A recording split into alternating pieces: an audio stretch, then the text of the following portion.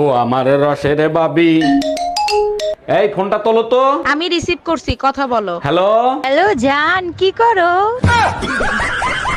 কে? আমি টুম্পা, সোনা পাখি।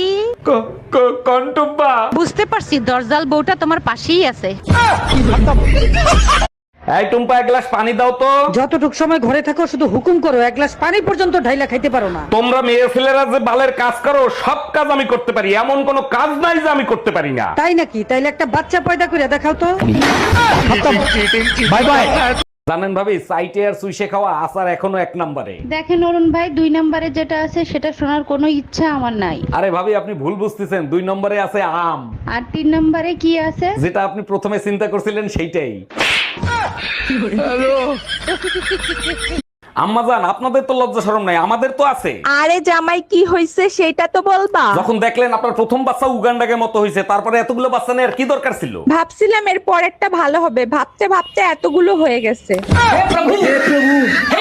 এই যে মহারানী, আজকে এত খুশি খুশি লাগতেছে, কাহিনী কি? জানো, আশেপাশের মানুষ আমাকে দেখে বলে আমাকে নাকি মাধুরীর মতন দেখতে লাগে। তুমি এক কাজ করো, আমার সাথে গরুর হাটে যাইও, কসম গরুও তোমারে দেখলে বলবে।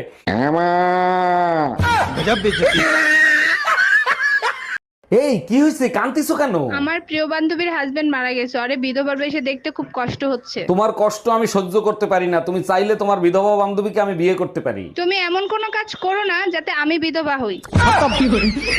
Bye bye, tata, good bye. বাড়ির সামনে দুনিয়ার আবর্জনা হয়ে রয়েছে, কতদিন বলছি একটু আগুন লাগাই দাও, কোনো কথা শোনো তুমি? সারা দিন বাইরে কাজ করি, ঘরে এসেও শান্তি নেই, আগুন তো তুমিও লাগাইতে পারো। দেখো, আমি আগুন লাগাইতে পারবো না, আমার ভয় করে। তাইলে তোমার মায়েরে বলো, সে তো ভালো আগুন লাগাইতে পারে। Bye bye, tata. অরুণ ভাই, এত সকাল সকাল কই যাচ্ছেন? ভাবি, কাউরে বইলেন না, মাজারে যাচ্ছি সুমন ফকিরের কাছ থেকে বউ কন্ট্রোল করার একটা তাবিজ আনতে। তাবিজ দিয়ে যদি বউ কন্ট্রোল করা যেত, তাইলে সুমন ফকির মাজারে তাবিজ বেচতো না।